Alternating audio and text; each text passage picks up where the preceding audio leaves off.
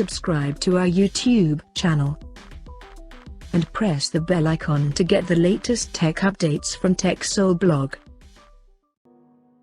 After launching Xiaomi 12, Xiaomi 12 Pro and Xiaomi 12X back in December last year in China, the company is not reported to be working on its new smartphone under the same lineup as Xiaomi 12 Mini, and as the name itself suggests, it is going to be compact in size like iPhone 13 Mini.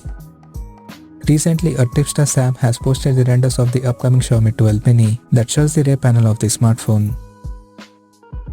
If these leaks are to be believed, then the Xiaomi 12 Mini will support a vertically aligned triple camera setup at the top left corner, including a large vertical LED flash. The rear camera setup houses one main primary sensor which is significantly larger than the two other cameras. Apart from this, there is no other details of Xiaomi 12 Mini has leaked so far.